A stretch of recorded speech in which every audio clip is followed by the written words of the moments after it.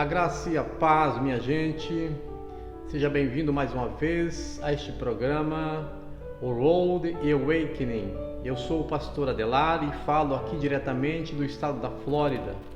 Hoje, mais uma vez, queremos trazer uma mensagem ao teu coração. Eu creio que Deus hoje tem uma palavra especial. Esse mês inteiro estamos falando sobre libertação. Libertação segundo a Bíblia. Como nós podemos ter libertação? Como nós podemos encontrar a liberdade que tanto sonhamos? Essa palavra hoje em dia tão falada, tão desejada, tão almejada por tanta gente. Como nós podemos ter essa tão sonhada liberdade? Eu queria primeiramente falar um pouco sobre o plano de Deus para o homem. Deus planejou algo para o homem que incluía a total liberdade. Deus jamais planejou algo que fosse trazer escravidão, prisão ao homem. Então, lá no livro de Gênesis está registrado que Deus criou todas as coisas. E por fim Ele criou o homem segundo a sua imagem e semelhança. Ele criou o primeiro homem. E ele passou a ser uma alma vivente. Deus soprou em suas narinas e ali ele passou a ser um ser vivente. Depois formou também Eva e Eva então passou a ser a segunda pessoa criada por Deus para esse projeto maravilhoso que Deus havia sonhado para os seus filhos. Lá no livro de Gênesis capítulo 13 está registrado esses primeiros momentos da raça humana. Se nós queremos entender como que é o processo, como é que foi esse processo, nós temos que ler o livro de Gênesis. Nos primeiros capítulos, até o capítulo 3, é crucial ali entendemos como foi que Deus tinha planejado, como que o Senhor desejava que o homem vivesse na terra. E ali nós entendemos que Deus queria de fato que o homem experimentasse a plenitude da vida, a total plenitude. Mas o que aconteceu? Lá no capítulo 13 está registrado que um dia uma serpente, Satanás em forma de serpente, o inimigo de Deus, aproximou-se deste casal e, sabendo do plano maravilhoso que Deus tinha para esse casal, ele então começou a tentá-los. A Bíblia não diz quanto tempo demorou para que a tentação, o pecado em si se tornasse realidade. Talvez tenha se passado muitos anos, talvez muitos, centenas até. Nós não sabemos quanto tempo isso aconteceu, mas a Bíblia diz que este casal vivia uma vida livre. Mas veja bem, quando Deus colocou esse casal lá no Éden, nesse jardim, Deus deu a seguinte ordem: de tudo que há nesse jardim, vocês poderão comer, porém, da árvore que está no meio do jardim, a árvore que é do conhecimento do bem e do mal, dessa árvore não poderão comer, porque no dia em que comerdes, se vos abrirão os vossos olhos, e então morrerão. Veja bem, Deus disse que poderiam ter a liberdade naquele jardim e fazer o que quisesse naquele jardim. Havia um jardim aprazível, havia uma abundância ali. Toda a terra estava nas mãos deste casal. Havia um propósito de Deus maravilhoso para este casal. Porém, Deus queria ver até onde ia o amor, a obediência deste casal. Veja que toda a liberdade ela impõe também limites. Não existe uma liberdade sem limites. E Deus impôs um limite a este casal. Essa árvore que estava no centro do jardim era exatamente o limite. Deus havia colocado esta árvore para testar realmente a obediência, a submissão de Adão e Eva a este propósito que Deus havia planejado para eles. Então, a Bíblia vai dizer que um desses dias a serpente conseguiu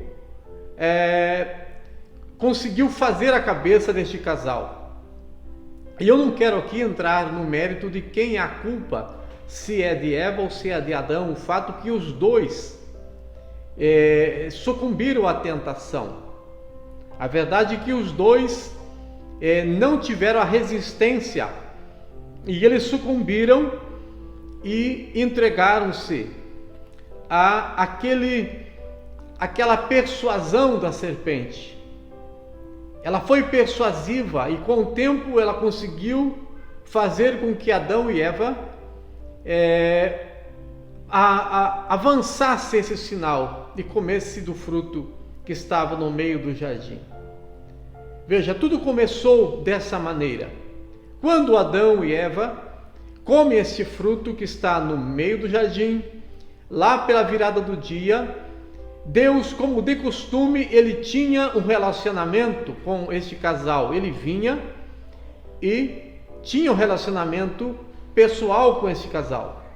Então, um desses momentos, Deus procura Adão e procura Eva e não mais o encontra ali, porque eles estavam já escondidos no meio do jardim, atrás de um arbusto, porque estavam sentindo a culpa por ter justamente avançado esse limite. Era exatamente este limite da liberdade, a tão sonhada liberdade. Então Deus pergunta: quem te fez saber que tu estavas nu? Perguntou a Adão. E Adão responde: Eva me fez comer do fruto. Então Deus dirige-se a Eva e pergunta a ela: quem te fez você comer do fruto? E Eva dirige-se a Deus dizendo: a serpente me enganou e eu comi do fruto e dei ao meu marido e ele também comeu. Note que nenhum dos dois quis assumir a culpa pelo problema. Mas podemos perceber aqui que o casal já estava num outro estágio, no estágio do medo, no estágio daquela pessoa que fez algo errado e quer esconder alguma coisa. Eles estavam escondidos atrás de um arbusto, como se fosse possível esconder-se de Deus. E Deus, que tudo vê, que tudo conhece, já sabia o que havia acontecido. Então Deus dirigiu-se a este casal e nós vemos então a resposta. Veja bem, quando Deus planejou isso para a raça humana, Deus tinha em mente a liberdade. Deus queria que o homem tivesse total liberdade. Aí nós encontramos os 10 mandamentos que foi escrito lá nos dias de Moisés, através da vida de Moisés. Os 10 mandamentos eles vão apontar a necessidade de o homem se redimir das suas culpas. Então foram criadas as leis. As leis elas vigoraram até os dias de Jesus, né? Quando Jesus vem, então é abolido as leis do Antigo Testamento e passa a vigorar então o tempo da graça. Quando Jesus vem, ele traz o Evangelho da graça. Por isso mesmo, João Batista, quando ele começa a pregar lá no deserto, ele anuncia: aquele que vem depois de mim, ele é tão poderoso que eu não sou digno sequer de desatar a sandália dos seus pés. João Batista sabia quem era Jesus. João Batista sabia que Jesus era nada mais, nada menos do que o próprio Deus encarnado. Ele veio para resgatar o homem dessa escravidão. Ele veio para trazer de volta o homem ao jardim original, da onde ele jamais deveria ter saído. Então, quando Jesus começa a pregar o Evangelho, lá naquelas cidades da Galileia, naquele circuito de 10 cidades da Galileia, Jesus anuncia: o reino de Deus é chegado até vós, arrependei-vos e crede no Evangelho. Assim foram as primeiras palavras de Jesus. E nós sabemos que Jesus ele pregou durante 3 anos na terra. O seu ministério foi um ministério curto, porém poderoso, cheio de obras, cheio de milagres. E Jesus então é levado até o Calvário, a crucificação, e entrega-se gratuitamente por nós lá na cruz. Esse era um projeto de Deus. O projeto visava resgatar o homem da sua escravidão, trazer de volta ao jardim original, ao lugar aonde ele tinha um convívio, uma total liberdade. E Jesus então se torna esse mediador, essa propiciação, essa pessoa que vai estar entre Deus e o homem, que vai propiciar então uma nova oportunidade ao homem. E Jesus finalmente é levado ao Calvário e é crucificado, e nós já conhecemos muito bem a história. E finalmente Jesus, ao 3º dia, ele ressuscita dentre os mortos. E note bem, quando Jesus ressuscita dentre os mortos, ele está aqui dizendo: agora é encerrada todo esse processo de escravidão, aqui vai acabar toda a escravidão, não haverá mais escravidão para o homem, porque eu venci a morte, eu venci o maior inimigo do homem, que era a morte. Não foi exatamente isso que Deus disse para Adão lá no jardim? Se você comerdes do fruto que está no meio do jardim, certamente morrerás. O que é que Deus estava falando? É óbvio que Deus estava falando sobre a morte espiritual, mas também sobre a morte física, que essa é uma consequência.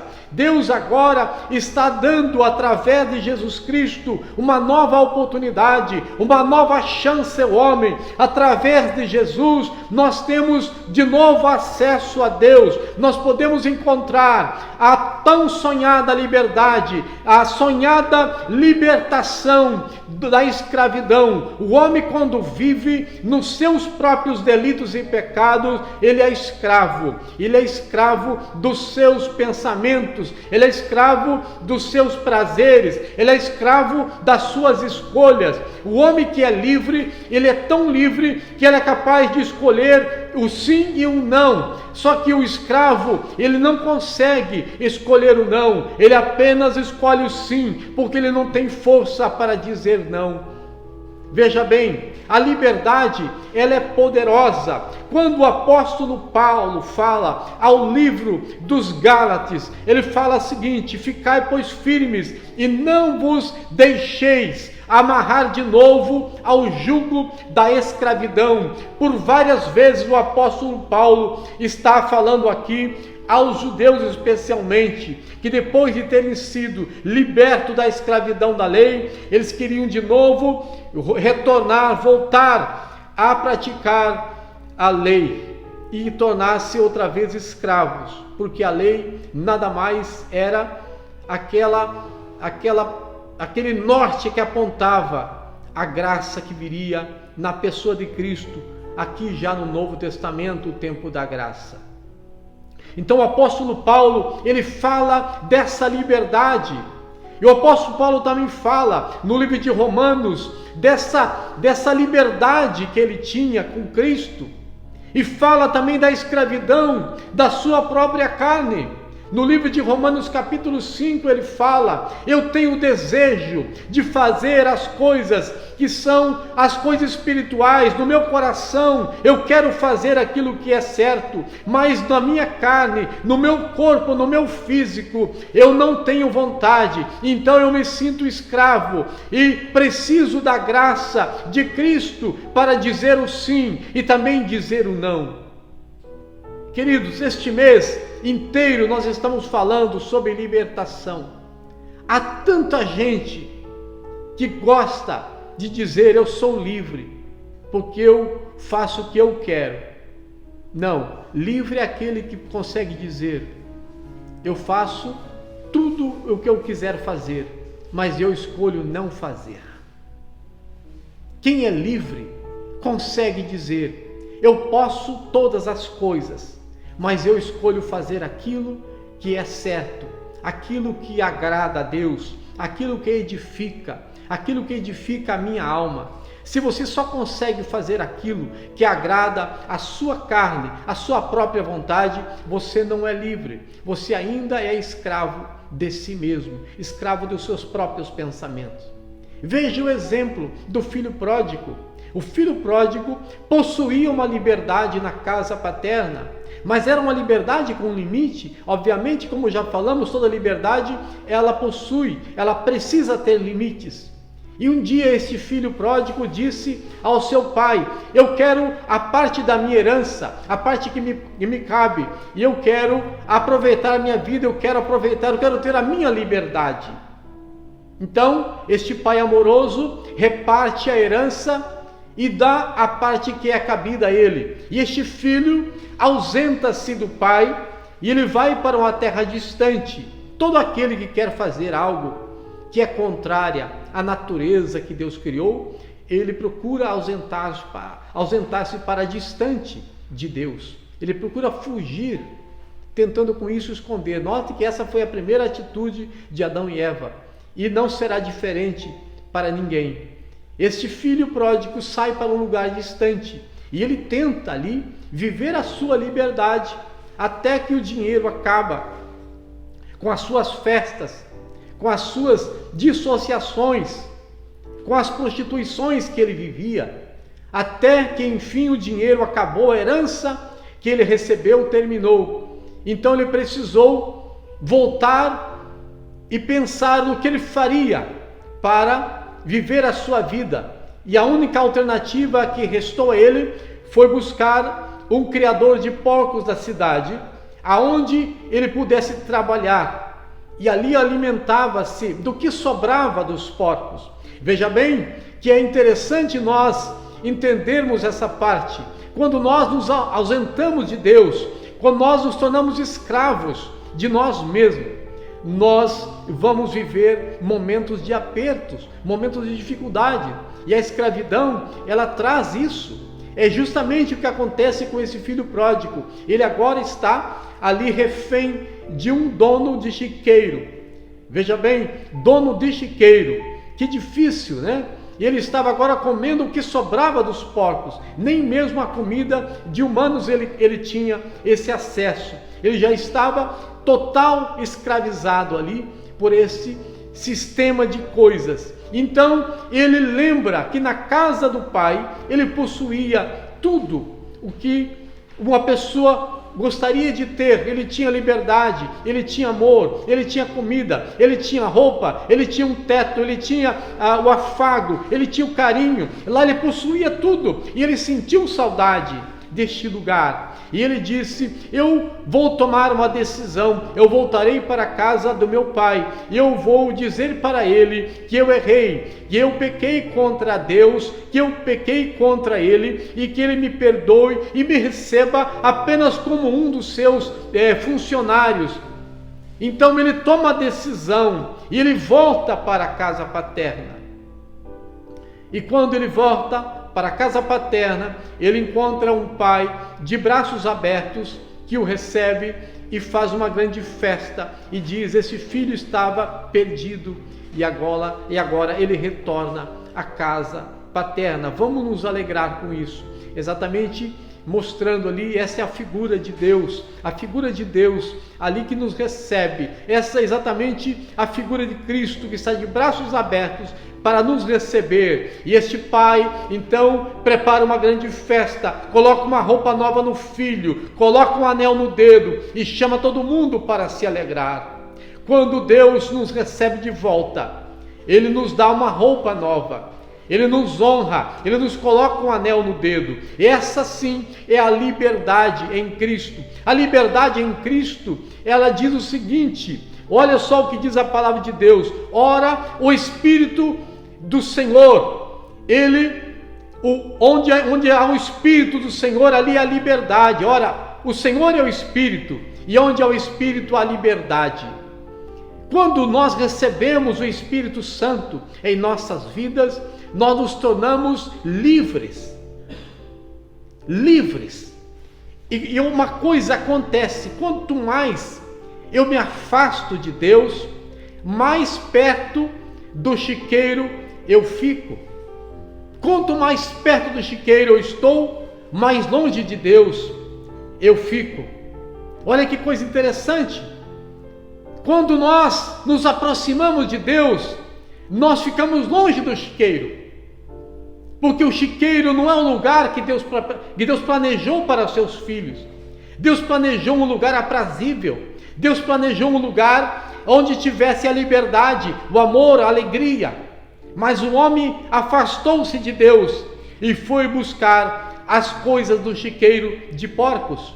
Por isso eu quero te fazer nessa tarde um apelo. Nós estamos aqui no mês da libertação. Qual o problema que aprisiona a sua vida? Será que é a bebida? Será que são as drogas? Talvez seja alguma coisa relacionada à sua vida carnal. Quem sabe pode ser sexo. Tem pessoas que são aprisionadas por pornografia, por sexo, por drogas, por bebida. São tantas coisas. Tem pessoas que são aprisionadas pelo dinheiro, até mesmo pelo trabalho. Eu quero chamar você hoje. A liberdade que está em Cristo, a liberdade que está em Cristo é algo maravilhoso. Não se pode mensurar, não se pode descrever. Somente quem experimentou a liberdade em Cristo Jesus pode dizer: eu hoje sou livre, eu hoje sou realmente livre. Eu achava que tinha liberdade, mas eu era de fato escravo de mim mesmo, escravo dos meus próprios prazeres. Hoje eu posso dizer: eu escolho sim, eu escolho não, eu tenho poder para decidir o que eu quero para mim. Isso sim é a liberdade. Eu quero pedir a você que reflita sobre esta mensagem. Eu quero finalizar fazendo uma oração por você. Deus deseja de fato trazer a liberdade ao teu coração. Qual o nível de liberdade que você almeja? Qual o nível de fato de liberdade que você deseja para a sua vida? Deus quer de fato alcançar o teu coração. O plano lá do Jardim do Éden ainda está de pé. Deus, Ele promoveu um novo plano para nós.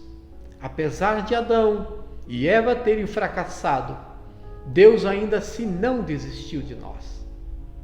Deus, na sua infinita misericórdia e bondade, Ele nos oferece uma segunda oportunidade.